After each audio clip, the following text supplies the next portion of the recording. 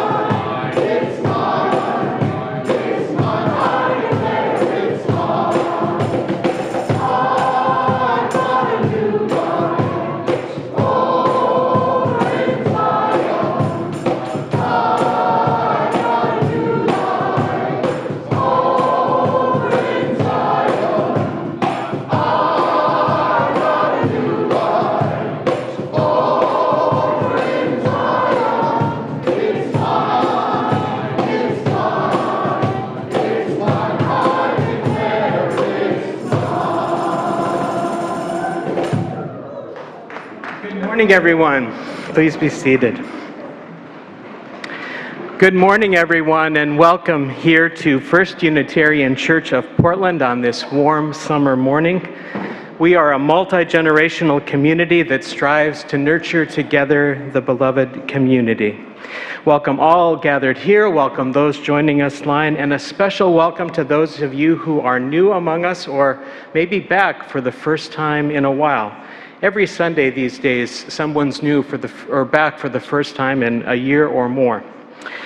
Following the service today, join fellow congregants for social hour. That will happen right below the sanctuary here in Fuller Hall, right below us. You can check out the art wall display there, and it's still our first share table time, people sharing their garden bounty, so do go down and see if there's something there for you. Also, following this service today, I will be leading a class for newcomers to the church. If you're new, or even if you've been here for a while and would like to learn more about this congregation and about Unitarian Universalism, we'll talk about ways to get involved here and what it means to become a member of this congregation. There will also be a tour of our church facility. We have a little bit of a complicated facility, so sometimes a tour when you're new can be very helpful. So we'll gather at 11:45 in the Channing Room, which is in the building next door, right next to our historic Elliott Chapel. Whether you signed up or not, very much welcome you to the class today at 11:45. And finally, a new church year is just around the corner. 2 weeks from today, on September the 10th, we will gather for Homecoming Sunday. And with the fall comes increased activity here at the church. Everything from classes and small group opportunities. Our choirs are starting up again right now. Our learning community for children and youth will be beginning in September. So look for ways to get involved, and you can find more information through our weekly e-news that comes out every Thursday, ways to get involved. So good to be with all of you this morning, and let's take some time now to greet one another as we gather here in person and online.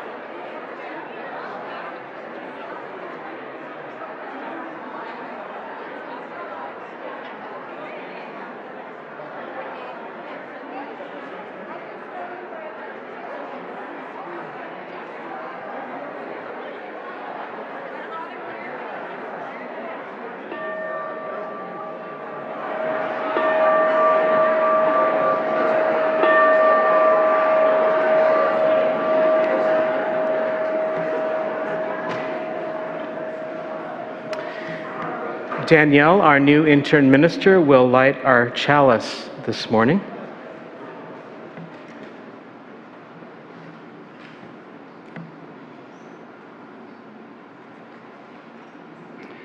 We are Unitarian Universalists. We light this chalice in faith, in hope, and in love.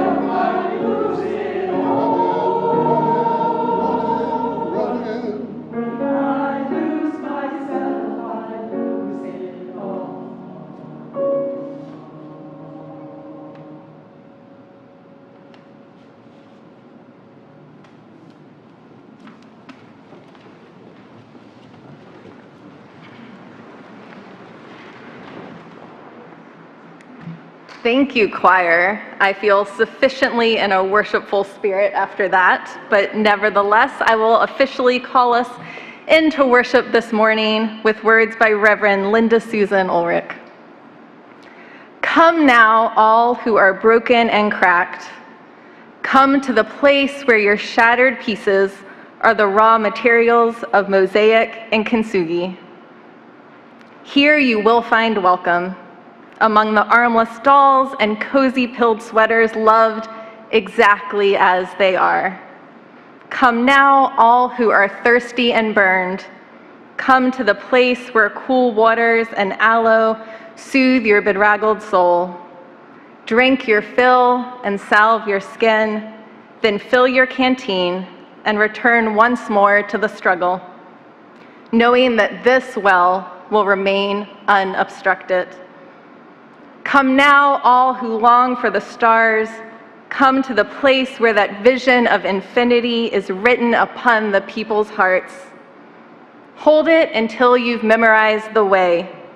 Set your compass to point towards hope and begin your journey home. I invite you to rise as you are able, in body or in spirit, here or at home or wherever you're joining us from this morning, as we sing our next hymn, Home of the Soul.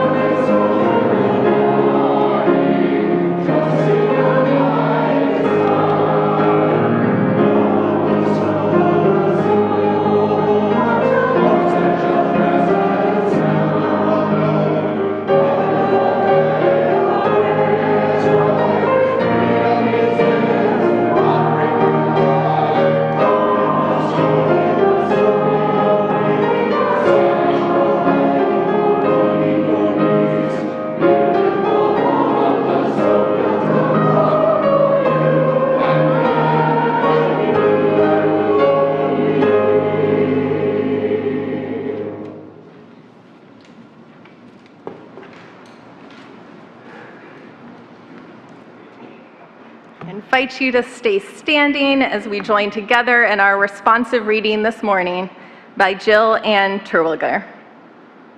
For the longing that told you it was time for a change, we give you our blessing. For the courage it took to answer the call, we give you our blessing.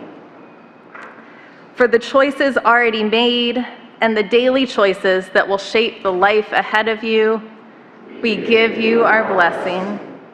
For the communities that have shown you who you are and the communities waiting to discover you in your new ventures, we give you our blessing. For the great mystery of what lies ahead, we give you our blessing. May you see something of beauty along the way, touch hands with those you love, and give more than you get. Amen. Now let us join in our doxology.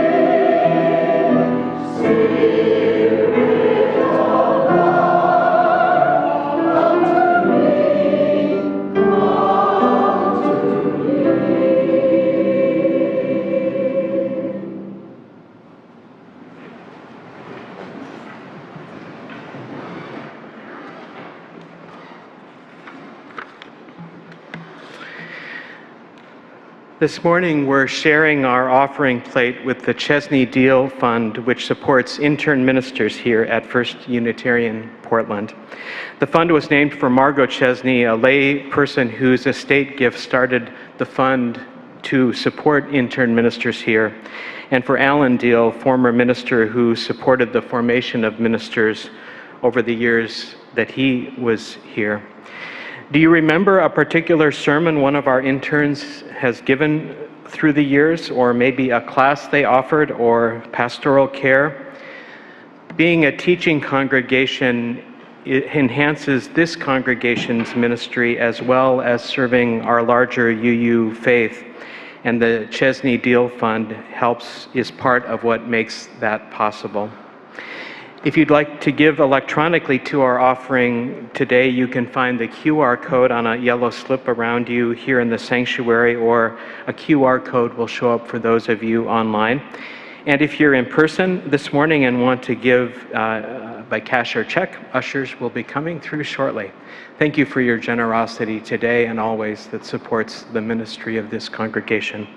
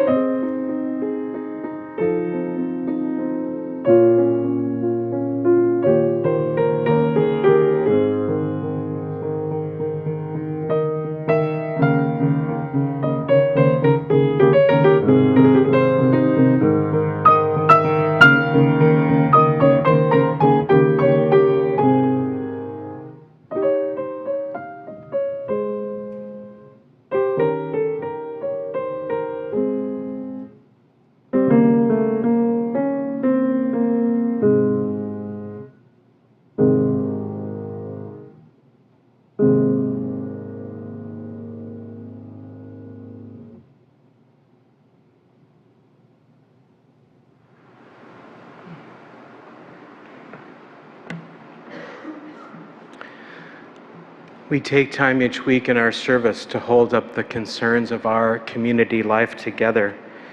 A reminder that pastoral care happens in our church with our lay ministers and with our lay ministers. Each Sunday, you're invited to light a candle of intention in one of our side galleries. You can also leave a prayer request that are held through the week by our ministers and our lay ministers. And to note, I have quite a number of concerns to bring you this morning. Marge Florin Columbus died on Friday at the age of 94 here in Portland. She is survived by her husband, Costa Columbus, and 5 daughters. She was member Kim Heron's West Coast mom and ex-mother-in-law. Kim's here this morning. And Keenan and Cameron Heron's grandmother. Marge and her first husband, Joe Florin, were members of this church in the 1960s before helping to found the West Hills Unitarian Fellowship, and a memorial will be held there at a later date for her. Lynn Cox, close friend of members Randy Russell and Julie McKim, died unexpectedly on Friday, and her family and her friends are in shock. We hold them and all her loved ones in our circle of care today. Valerie Ann Dorr, sister of member Veronica Williams, died on July 25th in Sarasota, Florida, after living with breast cancer for over 15 years with a fairly long period of remission. Veronica was able to be with her at the end.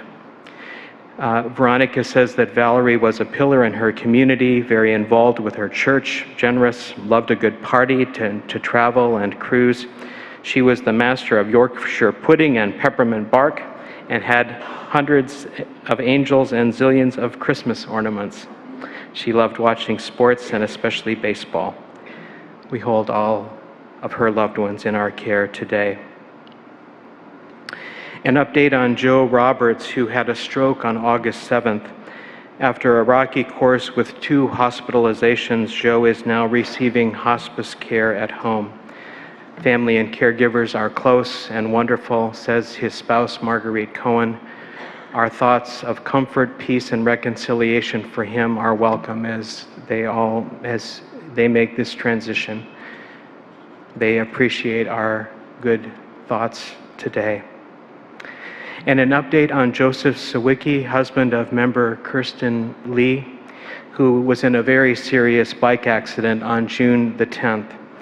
After just under a month in the ICU and then trauma unit of the hospital, and then 13 days in inpatient rehab, Joe's been at home since July 21st and continues to make slow but steady progress towards his recovery.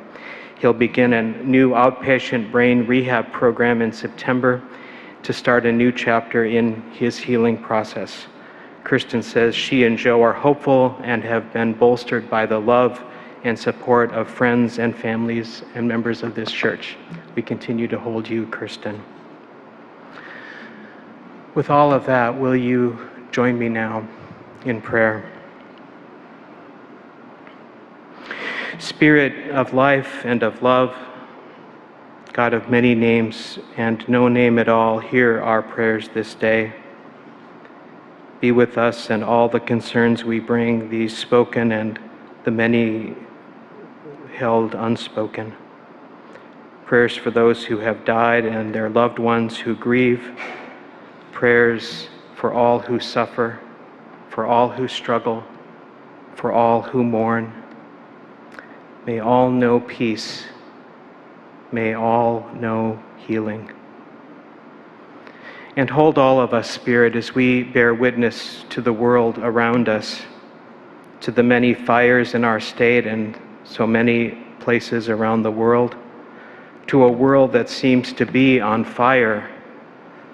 Help us to remember over and over this precious gift that is our earth home, and the need to care for and protect this web of existence that sustains all of life. And remind us, Spirit, that we are part of that life, that we are interdependent in ways that we may not even be able to imagine. May that knowing ground us as we face a world where so much is uncertain, where there is so much that would trouble. In the midst of it all, sustain us, Spirit, for the journey. Help us as we find our way. Surprise us, challenge us, call us, Spirit, call us to the work of love. Blessed be, and amen.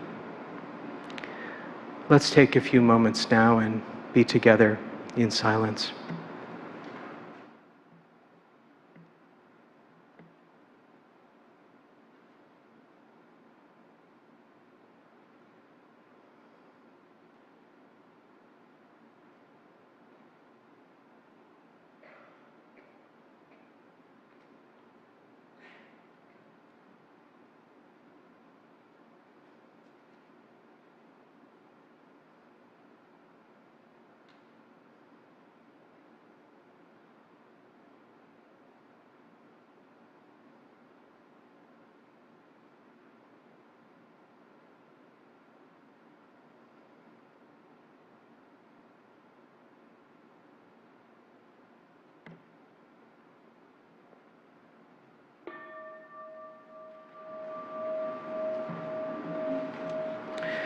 Let's remain seated as we sing together.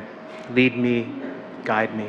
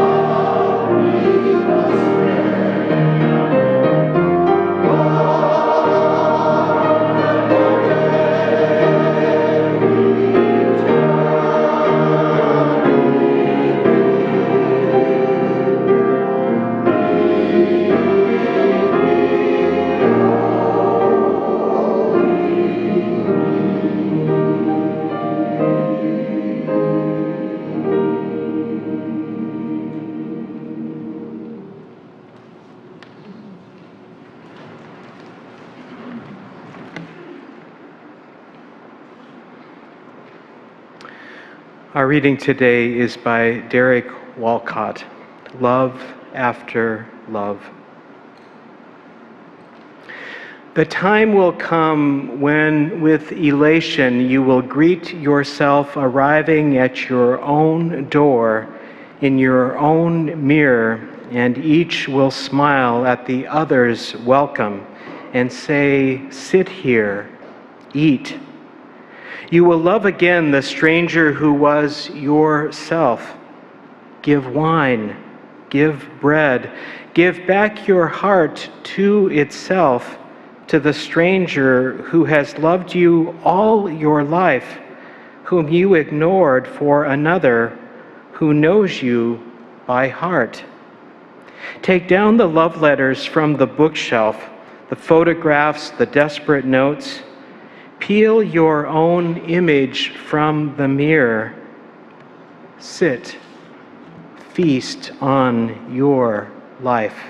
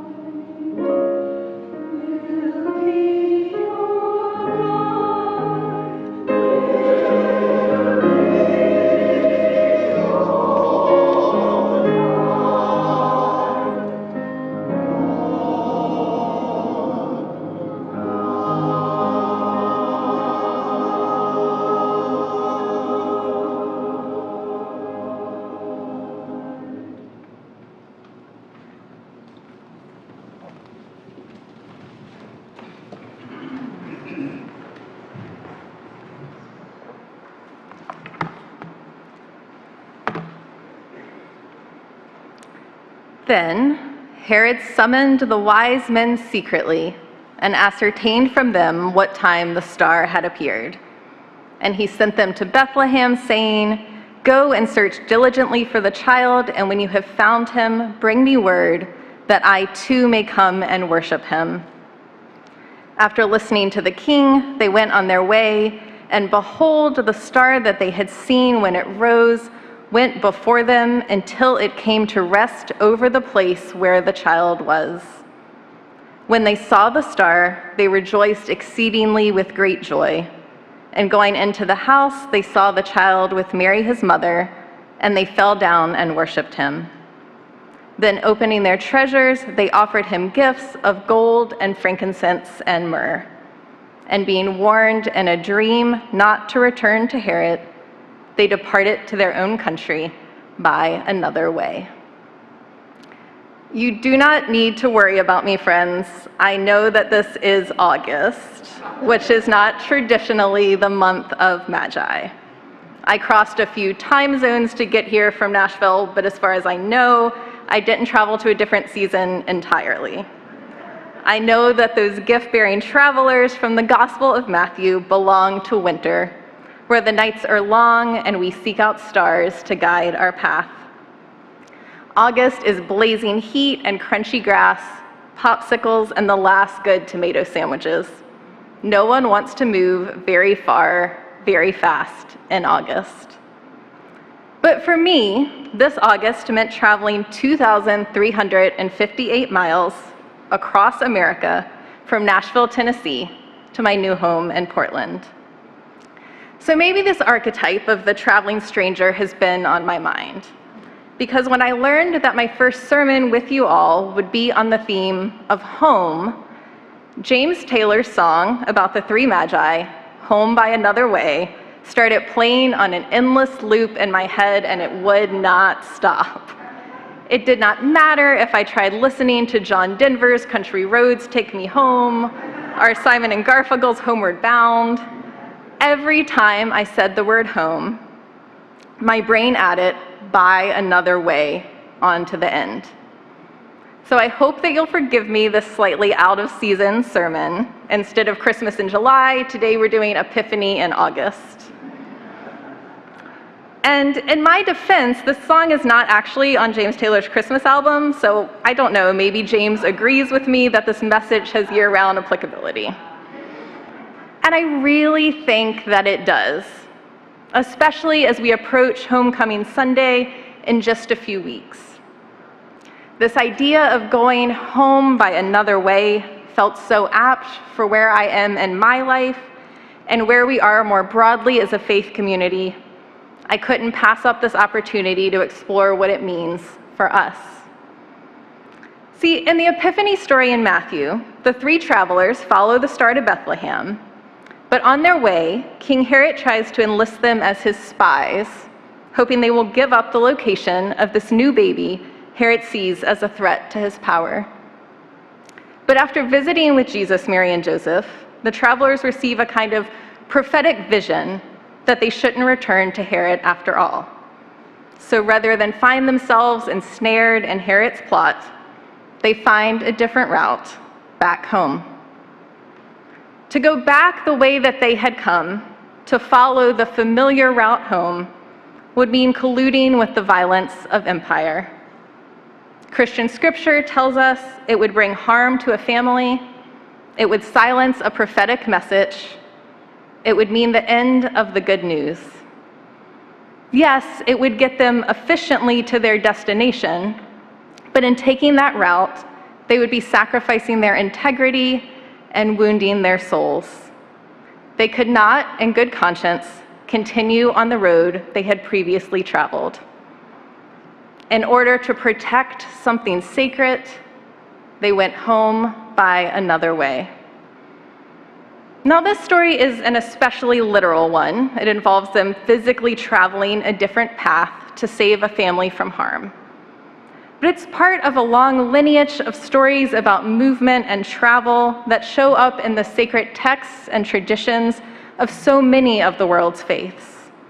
And one thing that you'll learn about me this year is I have a particular affinity for these stories.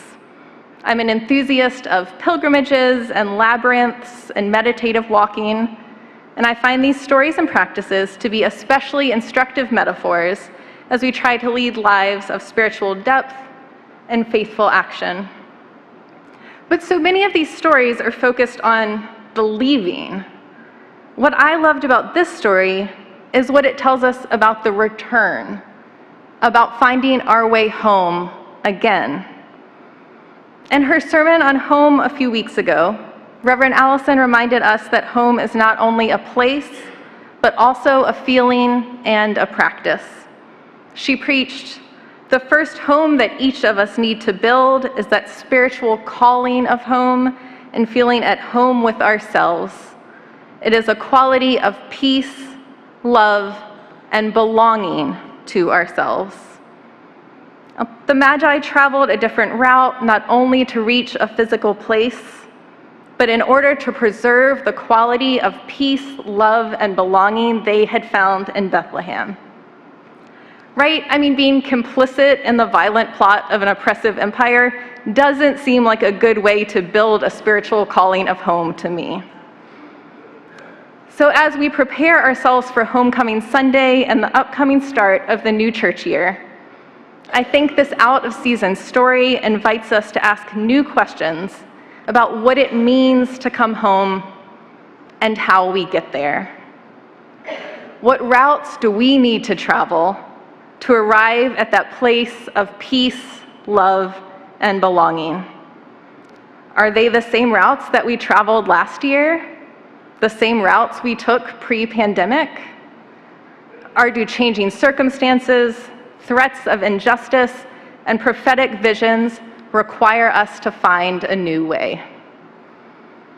I think this is a question many of us face individually as we make decisions about our relationships and vocations, finances, and habits. Do we feel at home with ourselves? Are the familiar paths we traverse every day leading us to a greater place of love and belonging? Or when we really think about it, when we listen to that still small voice inside, are they maybe moving us further away from that which we hold most sacred? Before moving to Nashville, Tennessee for divinity school, my wife and I lived in Washington, D.C. for 10 years, in a house that we loved, with friends and family close by, and a cherished church community. It was home in so many senses of the word. But in 2017, I felt a call to ministry. It was this acute moment of beautiful clarity that came while sitting in a pew one hot and sunny Sunday in August, right in the middle of a child dedication. Coincidentally, it was also August 27th, which wasn't planned but does feel especially meaningful for me this morning. I brushed the feeling off as getting caught up in the moment, but it didn't let me go. I was working in healthcare policy at a job that I adored, and I was doing really good work, advocating for greater health access and equity. And yet, the longer I kept from following that call, the further away from myself I felt. The vision of the world I wanted to help build hadn't changed, and my core values hadn't changed. But somehow, in continuing to follow the path I had been on, I felt that I was moving further away from them. I had been called to a new vocation, to a new prophetic task, to return home to myself, to that place of sacred belonging, right? That bone-deep feeling of knowing you're in the right place at the right time. Do you know that feeling that I'm talking about? That you feel in your bones? To return there, I would have to seek out an alternate route. I would journey from Washington, D.C. to Nashville and now to Portland, Oregon, in order to find my way home to myself. Maybe some of you are on a similar journey, or coming to the realization that you too need to return home by another way. Maybe the loss of a loved one or a job or a relationship has you feeling unmoored. Or a new awareness of an injustice in the world has awoken your conscience and you feel like you're no longer living in alignment with your values. Such circumstances often force us out onto unknown paths, which can be terrifying. Trust me, I know. But I wonder if reframing these journeys not as a wandering out into an unknown wilderness, but as a returning home, can help us approach them with a little less fear and trepidation? Can we view them as a journey back to that place of peace and love and belonging to ourselves that Reverend Allison described a few weeks ago? The road there might look different than it did in the past, but we have an internal compass that always points us back to the sacred center of ourselves. And it is not lost on me that the Magi had more than an internal compass. They also had each other. There were 3 of them to help make the difficult decision to go home by another way and to help traverse the route there.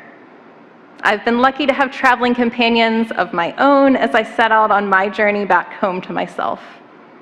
My wife and a host of friends and family and mentors have all provided me with navigational assistance. It's my hope that this community can be a place where we all can find such traveling companions.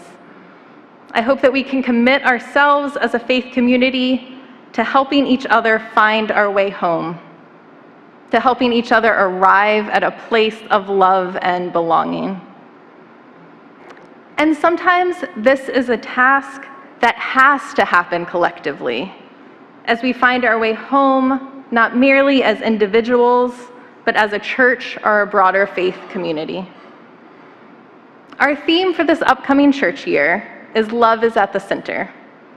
This is a theme that continues to emerge in our broader Unitarian Universalist community as we explore questions about what holds us together as a faith. One of the ways our broader faith community is exploring that question is by examining our current statement of principles.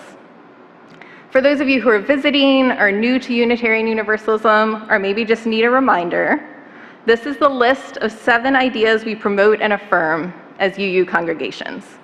Things like the inherent worth and dignity of every person and a free and responsible search for truth and meaning. You might hear conversations about proposed Article 2 revisions or the Article 2 Study Commission, which are technical terms for this process of asking, do these principles still reflect our shared values as Unitarian Universalists, or do we need to make some tweaks? These proposed changes, which are still being discussed and studied, place love at the center of interconnecting core values of justice, interdependence, equity, transformation, pluralism, and generosity. This proposal was a major topic of conversation at General Assembly, the annual meeting of Unitarian Universalists held in June. And there will be time to consider them in more detail in the coming year, but my purpose in bringing them up today is to help us think about how the process could be seen as one of regrounding, of return rather than departure. You know, some people worry that changing these principles they hold so dear would mean that our faith was no longer the faith they knew and loved and claimed as their own. And I understand that feeling. But I wonder if instead we might think of these proposed changes as an example of how our faith community is learning to go home by another way. If love is at the center of our faith, our spiritual home, if you will, then it makes sense to periodically stop and ask if the roads we are on are still leading us there. Perhaps these most recent changes aren't about moving us away from the Unitarian Universalism we've long known, but rather about leading us to the Unitarian Universalists we've long claimed to be. This isn't the first time that we've made changes to our sources and principles in order to arrive at a place of peace and love and belonging. For example, as Unitarian Universalists, we count as one of the sources of our living tradition words and deeds of prophetic people. And this language was changed in 2017. Previously, it had read words and deeds of prophetic women and men. But that language excluded our trans and non-binary siblings. Each day that we failed to change it, we found ourselves journeying further away from our sacred center of love and belonging. It was through changing it in 2017 that we found our way back home to ourselves. Now, this is just one example, but I think it's an important illustration of the way change is sometimes necessary to bring us back home to a place of belonging. And this feels especially true right now for faith communities that are committed to love and justice.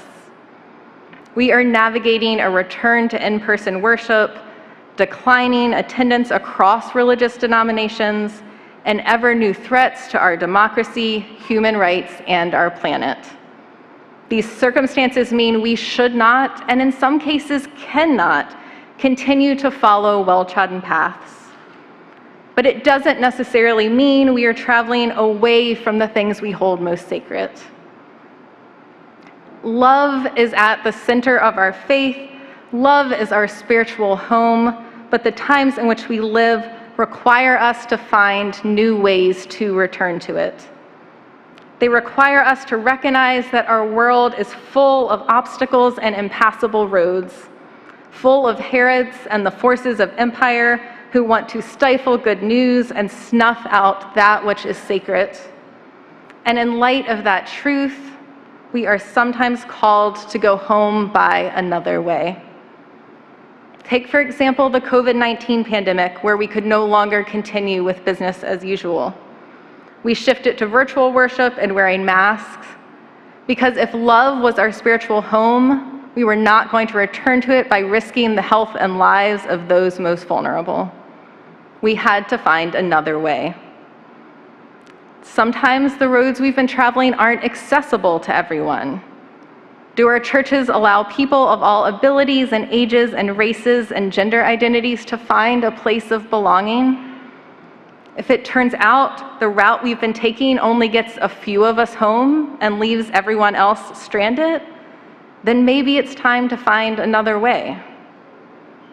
And sometimes, like in the story of the Magi, a prophetic vision tells us we should no longer follow the same route. Our youth, so often the prophets of our time, are sounding dire warnings about climate change and gun violence. Are we listening to these prophets who are telling us that we need to find another way lest we get caught in Herod's trap? These times call for us to find new ways of returning to love, and this is the work our denomination is engaging in. In his sermon during closing worship at General Assembly, the Reverend Manish Mishra Marzetti declared that our love for one another and for the wider world is the beacon that has always guided this band of beloveds in the mighty and improbable work of bending the very arc of history. Don't forget who you are. Don't forget who we are collectively. This is how we become the people our world needs us to be. What a beautiful paradox. We become the people our world needs us to be by remembering who we are. Just like my own sense that I couldn't find my way home to myself by doing the same thing I've been doing, maybe this is true of our larger faith community as well. Can we, as Unitarian Universalists committed to keeping love at the center, have the courage to travel new paths in order to preserve our most sacred values? Can we embrace going home by another way? I can speak to my individual experience and to the broader conversations happening in Unitarian Universalism right now. But I also hope that there is something in this message for us as a church community. Right? I'm new here. I'm still learning what home means to all of you, where you find your place of belonging and love and peace, and how this congregation plays a role in that. But I do know that this is a time of transition. Like all congregations, you are still navigating what it means to return to in-person and hybrid activities after time away. You welcomed a new senior minister last year, and you're navigating the church's role in the context of a changing city, right? Figuring out what it means to celebrate Homecoming Sunday in a few weeks, while our neighbors in tents across the street have been forcibly removed from theirs. So I would guess that there are ample opportunities for imagining new ways of returning to the values this congregation holds at its heart, for discovering new ideas that will help us know in that embodied, bone-deep way of knowing that we are exactly where we belong in this moment in history. It is my prayer that we will embrace these opportunities with curiosity, hopefulness, and courage, knowing that they might bring us closer to the sacred, unshakable soul of this place. It is an honor to be able to travel alongside you this year as we, individually and collectively, journey home. Will you pray with me? Spirit of life, help us to ground ourselves in that which we hold most sacred. Help us to find stillness, to breathe, to find that place of belonging and peace deep in our core that we call home. Spirit of life, help us to discern what paths we need to follow so that we can arrive there, so that we can, in the words of Derek Walcott in our opening reading, greet ourselves arriving at our own door. And Spirit of life, give us the courage to follow these paths, the courage to return home by another way. May it be so, and amen. Now let us rise in body or in spirit as we sing hymn 183, The Wind of Change Forever Blown.